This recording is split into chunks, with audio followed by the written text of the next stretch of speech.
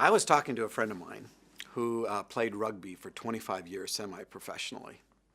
And he's a friend because of the shack. I was working in a little manufacturer's rep office. I was shipping out soldering tips and cleaning toilets, and it was one of 3 jobs I was working at the time. And he sends an email, and it just says, "Your book wrecked my life," in the most positive way. And here is my number if you ever want to go for coffee. And it's one of those things where you get the email, I immediately pick up the phone and give him a call. And I said, "Where do you want to go to coffee?" And he goes, "Well, I live in Park Rose." And we talk logistics for a minute. And he goes, "You know, normally I can figure out who I'm talking to, and I go to coffee a lot. Who are you?" And I said, "What do you mean, who am I? You're the one that sent me email." "Are you kidding me?" So we meet that afternoon for coffee, and instant connection between Ronnie and I. And I played a little bit of rugby. I was a hooker. If you don't know, it's a position in rugby. Usually goes to the smallest guy on the team. And so we start talking, and at one point over the next couple weeks when we had coffee together, he's getting in his truck. He says, "You know who God says I am to him?" This is Ronnie talking.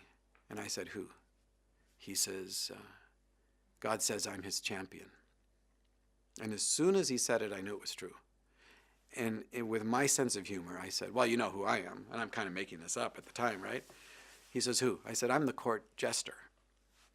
And he laughs, gets in his truck. And I take about 5 steps away, and I get a really strong check in my heart. So strong that I pulled up my phone, and I called Ronnie back, and I said, "Ronnie, you know when I said that I was the court jester? I'm not. But I now know who I am." Have you ever been in one of those situations where you're talking and wondering what you're going to say? And I'm saying, I now know who I am, and I have no clue what's going to come out of my mouth next. And he says, "Who?" And I say, "I'm the joke, the riddle, and the enigma that's in the mouth of the court jester." And he goes, "Oh, that is so true." And I go, "Yeah, I have no idea what that means." So I walk over to the house and tell Kim about this conversation, and I say, I told him I was the joke, the riddle, and the enigma that's in the mouth of the court jester. And she went, "Oh, that is so true." "Oh, good, right." And I'm nodding along because I'm thinking, I should probably ask what that means, but I gotta act like I know what I'm talking about. So a week later, I go up to this thing for work up in Resort at the Mountains, which is a golf course, beautiful. Hadn't been there for 15 years. And I walk into my boss wanted to go up for breakfast, and I walk in. The place is full of court jesters. I'm serious, 101 court jesters. I didn't even know these guys existed, because who talks about court jesters? There were 101 court jesters. It was the National Association of Royal Jesters having their national convention that Saturday at the Resort at the Mountains outside of Portland. Who would have known? So I walk over and I say, "Can I get a souvenir? Because nobody's going to believe you guys are actually here, let alone exist." And the director gave me the director's pen, and he says, "You know what a court jester is?" And I said, "No." "Well, yeah. Well, no." He goes, "Well, let me tell you. Highest advisor to the king.